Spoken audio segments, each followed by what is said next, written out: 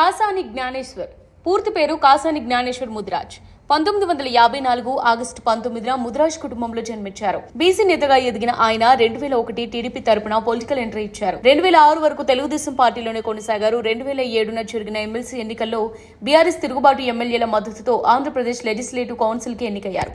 ఇదే సమయంలో టీడీపీ నేత తుల్లా దేవేందర్ గౌడ్ తో విభేదాలు వచ్చాయి.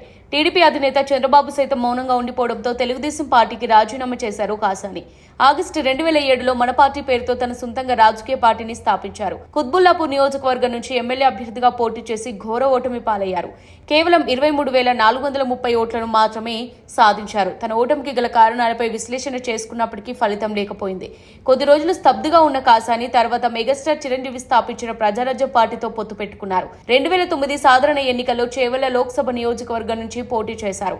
మళ్లీ ఓటమి పాలయ్యారు. కేవలం 19,996 ఓట్లను మాత్రమే సాధించారు. తర్వాత కాంగ్రెస్ పార్టీలో చేరారు.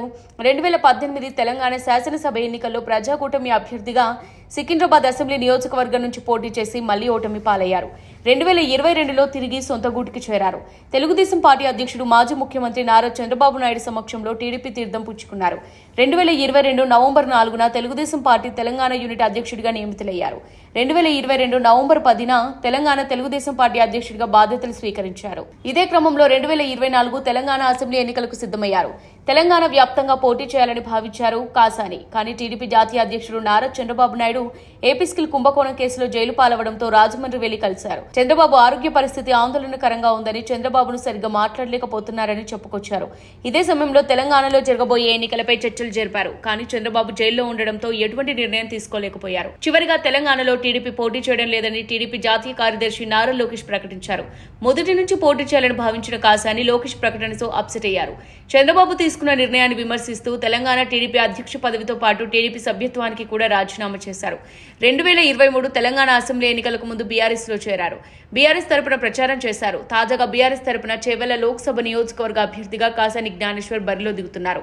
లోక్సభ ఎన్నికల్లో తన సత్తా ఏంటో చూపించాలని ఉప్పొంగిన ఉత్సాహంతో బరిలో దూసుకెళ్తున్నారు. అయితే చేవెళ్ల పోరు రసవత్తరంగా కనిపిస్తోంది. ప్రధాన పార్టీల అభ్యర్థులంతా నియోజకవర్గంలో మంచి పట్టున్న నేతలే కావడం హాట్ టాపిక్ గా మారింది.